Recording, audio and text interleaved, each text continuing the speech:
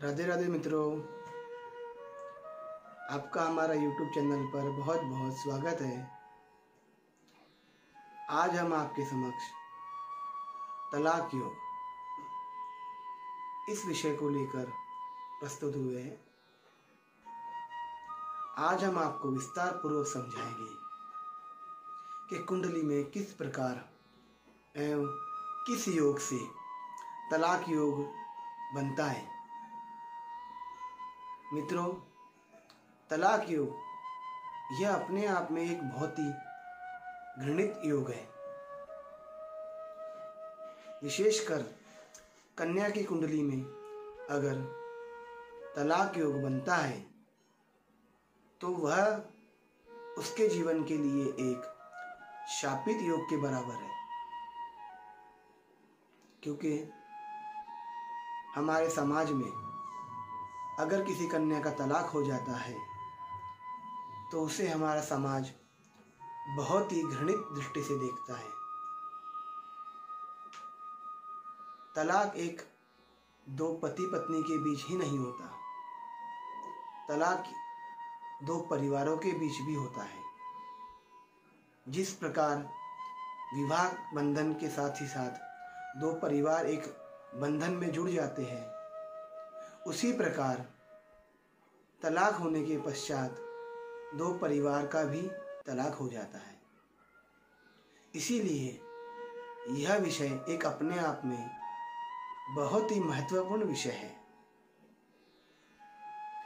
इसीलिए हम आज आपको विस्तार पूर्वक जन्म कुंडली बनाकर समझाएंगे कि किस प्रकार कुंडली द्वारा हमारे कुंडली में किस ग्रह के कारण तलाक योग बनता है। आइए हम आपको कुंडली चक्र द्वारा समझाते हैं। यह कुंडली हमने उदाहरण के तौर पर समझाने के लिए आपको बनाई है। इसी प्रकार जन्म कुंडली होती है, इसे जन्मांग चक्र कहा जाता है। मान लीजिए यह आपकी जन्म कुंडली है।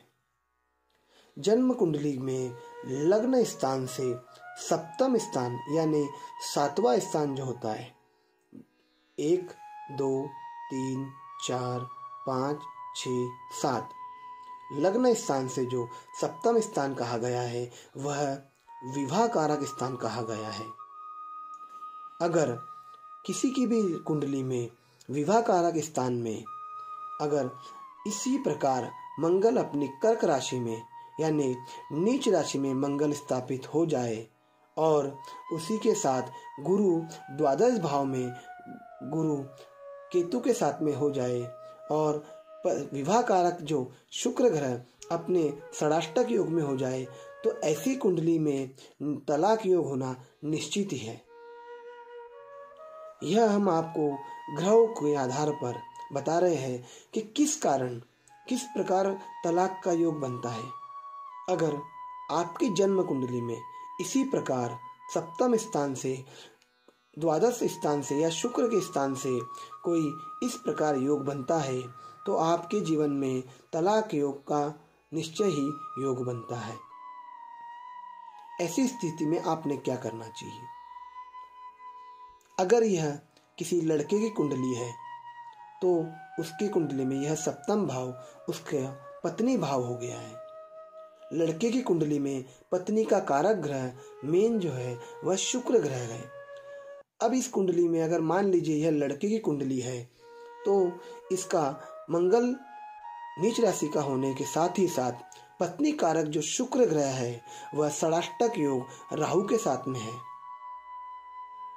तो ऐसे व्यक्ति का तलाक योग होना निश्चित ही है। अब मान लीजिए है लड़की की कुंडली है।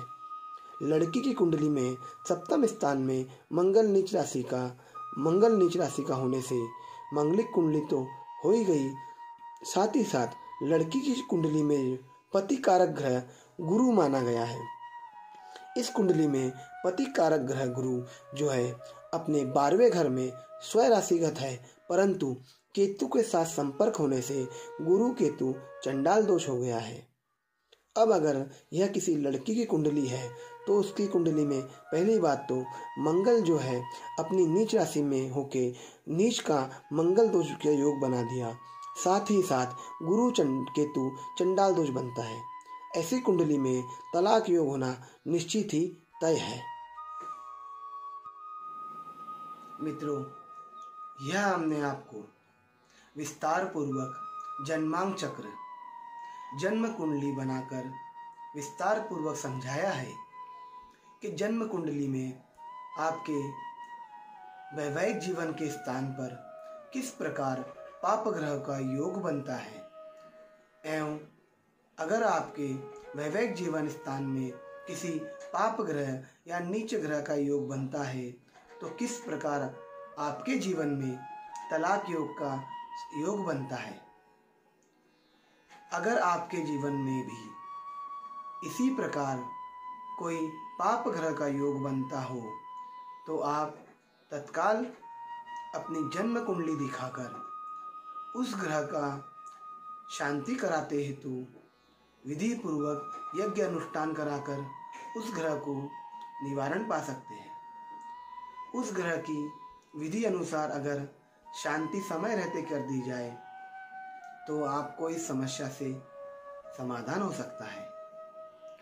अधिक जानकारी हेतु आप हमसे संपर्क कर सकते हैं। राधे राधे।